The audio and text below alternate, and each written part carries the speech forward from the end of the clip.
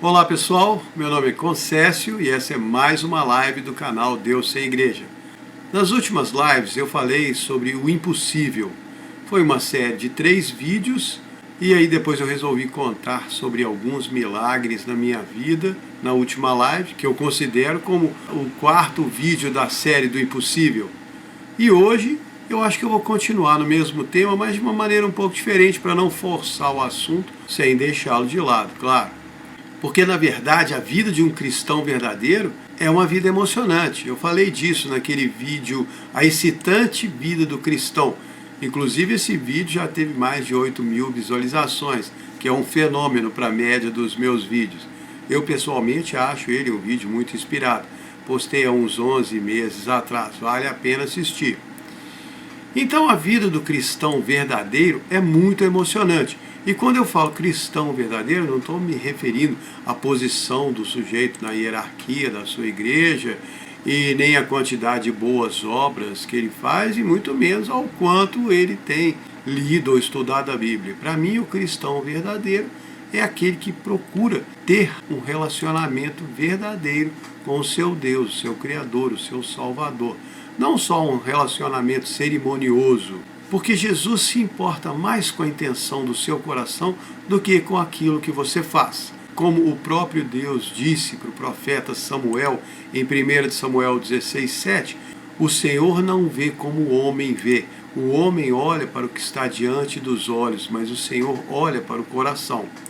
Isso é uma das razões porque nós acreditamos e aceitamos que algumas coisas são impossíveis, porque nós olhamos o que está diante dos olhos, as circunstâncias, as situações. Como aquele episódio lá do Evangelho de Marcos, capítulo 4, quando Jesus estava no barco com seus discípulos e começou uma grande ventania, as ondas se quebravam em cima do barco com a maior força, começou a encher de água.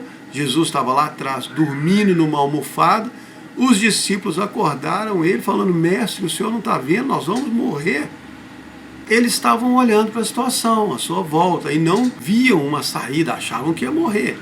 Ele acordou, repreendeu o vento: cala-se, repreendeu o mar: fique quieto. O vento parou, o mar ficou calminho, e ele disse aos discípulos: por que vocês são tão tímidos? Por que ainda não têm fé? Eles ficaram cheios de temor, falando uns com os outros: quem é esse que até o vento e o mar obedecem? E quem é esse? Esse é o Deus encarnado, aquele que criou tudo que existe nesse mundo. Por isso, ele tem autoridade sobre tudo, porque tudo foi criado por ele. Como disse o apóstolo João no começo do seu evangelho, lá em João 1, versículo 2, ele estava no princípio com Deus. E no 3, todas as coisas foram feitas por meio dele, e sem ele nada do que foi feito se fez. No 10 até o 12 fala assim: ele estava no mundo, o mundo foi feito por meio dele, mas o mundo não o conheceu. Veio para os que eram seus, mas os seus não o receberam. Mas a todos que o receberam, deu-lhes o poder de serem feitos filhos de Deus. E aí é que está a diferença entre os que aceitam Jesus e os que não aceitam. Todos somos criações de Deus, mas só os que recebem Jesus é que se tornam filhos.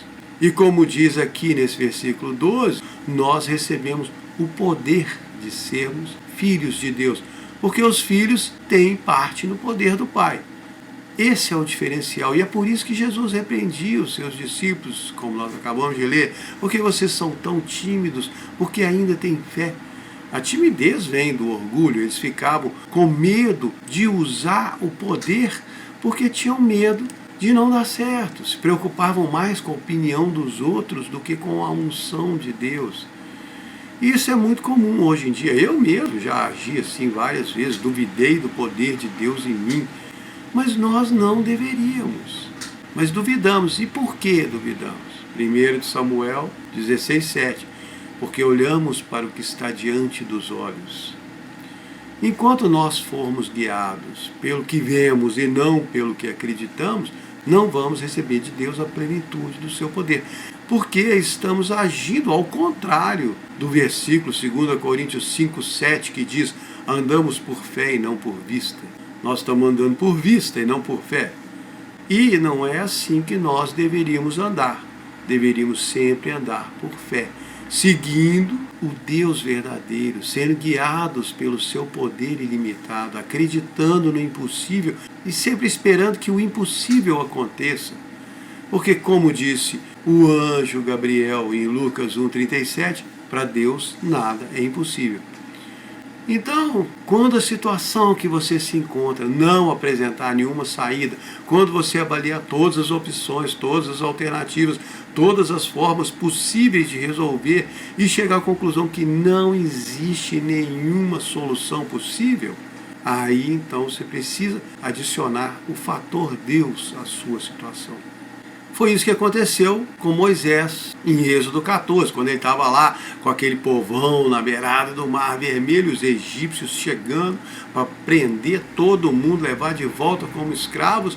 Ele falou para o povo: não temam, o Senhor vai lutar por vocês. Mas aí Deus falou com ele: por que você está clamando a mim? Manda esse povo caminhar e você levanta o seu cajado e abre o mar para eles passarem a seco. Porque Deus tinha dado poder para Moisés fazer isso, aí ele fez. É claro, o poder é de Deus. E isso é o mais importante que nós não podemos esquecer de maneira nenhuma. Quando Deus te dá o poder para fazer alguma coisa, você tem que reconhecer que é Ele, não você. Eu falei disso bem claro na última live. Lembra do Provérbios 3:6? Reconheça o Senhor em todos os seus caminhos. É por isso, porque Deus te dá esse poder. Mas quando você faz uso do poder dele, você não pode ficar achando que você é que tem o poder, que você é a fonte do poder. Não. Deus dá a você, como filho, o direito de usar o poder do Pai. E isso vale para quando Deus te dá uma unção especial, um dom especial, habilidade, sabedoria, discernimento, conhecimento. Você precisa lembrar do que o Tiago falou em Tiago 1,17. Toda boa dádiva e dom perfeito vem lá do alto, descendo do Pai das luzes. Ou como Paulo disse em 1 Coríntios 4:7, o que você tem que não recebeu de Deus? E se recebeu, porque fica se gabando como se não tivesse recebido.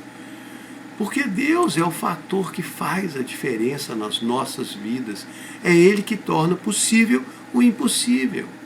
É Ele que dá vista ao cego, faz andar o aleijado. É Ele que faz você caminhar sobre a água, te dá poder para ressuscitar o morto. Isso não vem de você, nem de nenhum poder mágico que você possa ter. Quando Moisés compareceu perante o faraó para pedir para libertar os filhos de Israel, Deus deu a Moisés o poder para fazer milagres na frente do faraó. Mas os magos do faraó também fizeram alguns truques de mágica para imitar os milagres que Moisés fazia e assim diminuir a importância do poder que ele tinha recebido de Deus. Mas eles só conseguiram fazer até certo ponto. Chegou uma hora que a magia deles não dava mais conta de acompanhar o poder de Deus. E nem a ciência, nem a magia, nem feitiçaria, nem a mais alta tecnologia alienígena vai conseguir acompanhar os milagres do poder de Deus. Porque foi Ele que criou tudo que existe.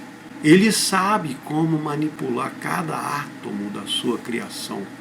Então, enquanto o homem fica lá imaginando que num futuro distante a tecnologia vai conseguir transportar as suas moléculas de um lugar para o outro através de uma máquina de teletransporte, Deus já fazia isso 2000 anos atrás, nos dias dos apóstolos. Em Atos 8, 39 e 40, quando Deus fez o Filipe desaparecer da estrada que ia de Jerusalém para Gaza e aparecer de novo lá na cidade de Azoto. O homem demorou anos para fazer um navio de aço flutuar no oceano. Mas Deus já fazia machado boiar desde a época do profeta Eliseu, 900 anos antes de Cristo. Em 1901, o homem inventou o lança-chamas como arma de guerra. Mas 2.800 anos antes, Deus já tinha dado poder para o seu profeta Eliseu fazer descer fogo do céu para queimar os seus inimigos. E quando o maluco do rei Nabucodonosor mandou jogar na fornalha de fogo os 3 servos de Deus, o que aconteceu? Deus desligou o poder do fogo, como se isso fosse possível. Sabe quando você vai trocar o chuveiro elétrico e desliga a energia para não tomar choque? Pois é, Deus foi lá, desligou o poder do fogo e mandou um anjo para ficar dentro da fornalha batendo papo com os 3 bacanas, enquanto o Nabucodonosor ficava lá fora olhando sem entender nada. Porque o negócio foi tão específico que os guardas que jogaram os 3 na fornalha morreram queimados pelo fogo. Mas eles não. Eu já contei essa história aqui, por isso que eu não vou repetir. Quem quiser pode ler lá em Daniel capítulo 3. E é sempre assim com Deus. Mesmo quando a gente não entende o que está acontecendo, Ele sabe muito bem o que está fazendo. Eu vou contar uma história minha, da época que eu era um jovem missionário voluntário a tempo integral. Nessa época eu fazia parte de um grupo cristão que tinha o objetivo principal de pregar a notícia da salvação por graça, levar Jesus para as pessoas. Porque apesar de vivermos num país cristão, muita gente desconhece a verdade do Evangelho. A maioria só sabe o que a igreja prega. E naquela época, nos anos 80, a salvação por graça era pouquíssimo pregada. Quase não se ouvia falar dela, mesmo nas igrejas evangélicas. Mas o caso que eu quero contar tem a ver com o que eu falei, que Deus sempre sabe o que está fazendo, mesmo quando nós não entendemos o que está acontecendo. Uma vez eu estava em Salvador como missionário voluntário, e nesse trabalho a gente não recebia salário, era uma vida por fé. Você fazia uma oração de manhã, pedia para Deus te guiar no seu dia e seguia o que Ele ia mostrando. Então os milagres aconteciam praticamente todo dia, o tempo todo. Aí um dia Deus falou para eu ir pregar na ilha de Mar Grande, que depois eu descobri que Mar Grande era uma praia da ilha de Itaparica, onde ficava uma pequena vila. Aí fomos para lá, eu, minha esposa, nosso filhinho. Primeiro pedimos carona numa das barcas que ficavam em frente ao Mercado Modelo. Ficamos conhecendo o dono de uma dessas barcas, o Barriga. Falamos para ele sobre Jesus, explicamos o nosso trabalho e ele nos dava carona sempre que precisávamos, de bom grado.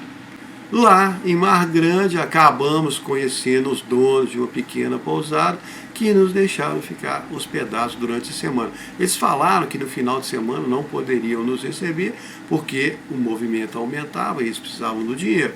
Agradecemos muito, passamos a semana lá falando de Jesus para os moradores da vila. Quando chegou o final de semana, concluímos que Deus queria que nós fôssemos embora, porque não podíamos ficar mais na pousada. Então fizemos uma oração, perguntamos para ele, só que ao invés de confirmar, Deus falou para a gente conseguir uma barraca e acampar na praia de Mar Grande durante o final de semana. Nós éramos jovens, isso foi ótimo, adoramos a ideia. Pegamos uma carona com o Barriga de novo, passamos o dia em Salvador fazendo o nosso trabalho de pregar o Evangelho e tentando arrumar uma barraca emprestada. Nós achamos que lá era um lugar mais fácil de conseguir, numa cidade grande. Mas aí sabe o que aconteceu? Não conseguimos nenhuma. Aí eu já estava duvidando do que eu tinha escutado de Deus. Aí vem aquela voz do inimigo falando, você estava na sintonia errada, Deus não falou nada disso para você, você nem sabe escutar Ele. E é por aí.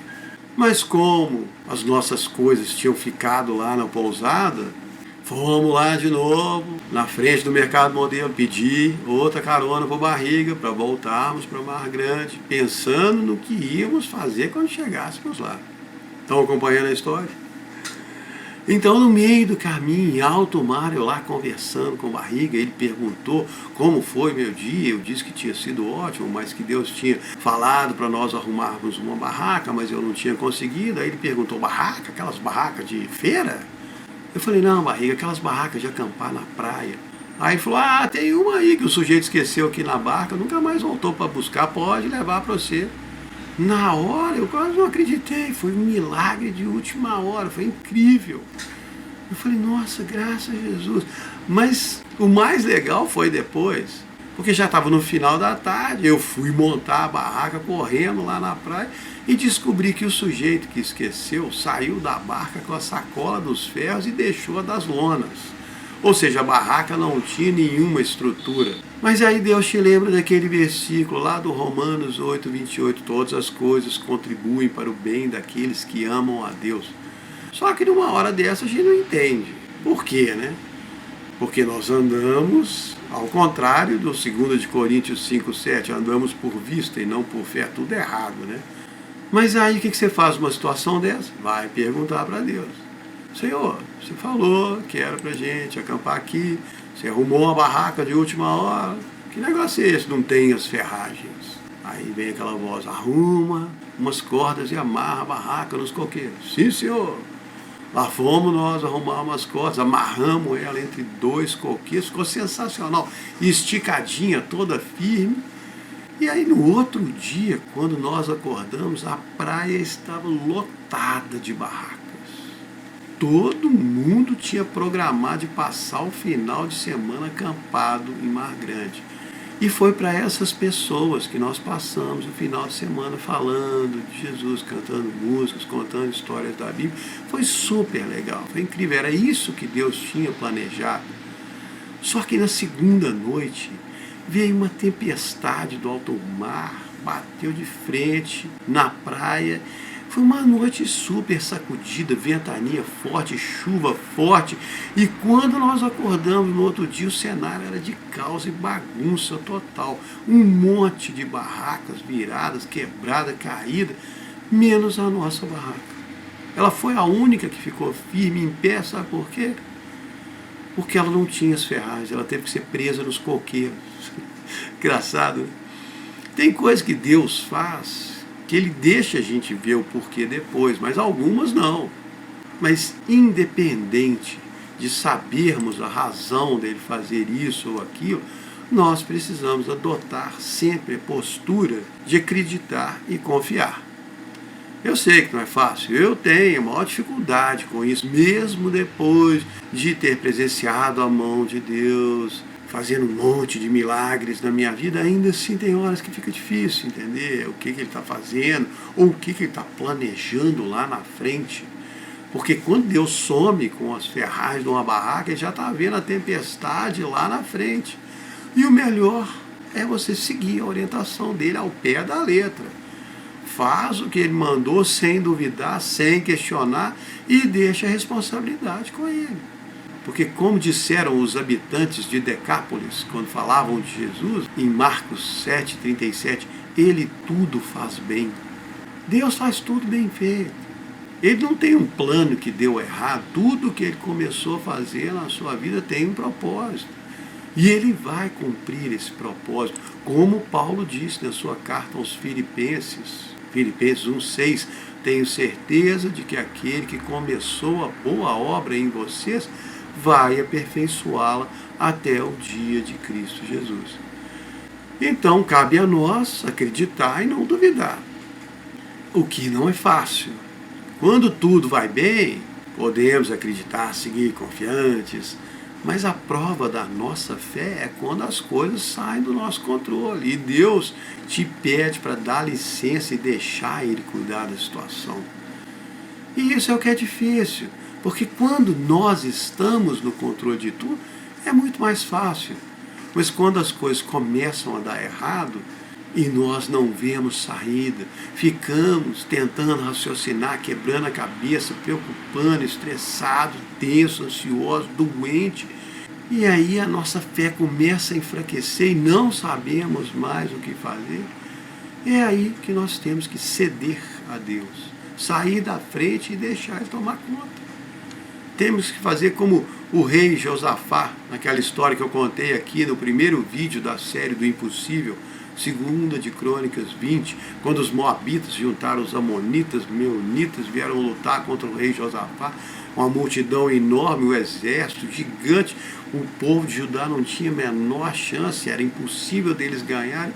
Aí o rei Josafá foi lá para o templo e orou assim: nós não temos forças para lutar contra essa grande multidão, nem sabemos o que fazer, mas os nossos olhos estão postos em Ti, Senhor. E é isso que nós temos que fazer. Temos que tirar os olhos das circunstâncias, dos problemas e colocar os olhos no Deus do impossível. É claro que eu preferia não ter passado nem a metade dos perrengues que eu passei na minha vida, preferia não ter tido nem a metade dos problemas que eu tive. Mas aí sabe o que ia acontecer? Eu não ia ver nem a metade dos milagres que Deus fez na minha vida. Porque muitas vezes Deus deixa vir o problema só para Ele ter uma chance de te mostrar o quanto Ele te ama. E ainda vai deixar você assistir na primeira fila os milagres impressionantes que Ele vai fazer. Porque o nosso Deus é um Deus impressionante. Ele é o único Deus verdadeiro. Tem um versículo muito legal, Salmo 62, que diz assim, o 11. Deus disse uma coisa e eu escutei 2 vezes. O poder pertence a Deus. A Ele pertence todo o poder. Se vocês lembram do versículo de João 1,12 que eu li no começo dessa live, todos os que receberam Jesus, a eles, Ele deu o poder de serem feitos filhos de Deus. Nós fomos feitos filhos de Deus e recebemos dele o seu poder. Então nós temos o poder do Deus impossível, o poder de realizar o impossível. Precisamos nos esforçar para acreditar, aceitar, confiar e fazer o uso desse poder. Para não escutarmos Jesus perguntando lá, igual no Marcos 4,40, por que vocês são tão tímidos? Por que ainda não têm fé?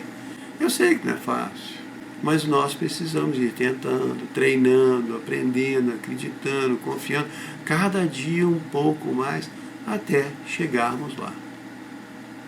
Espero que vocês tenham gostado. Muito obrigado.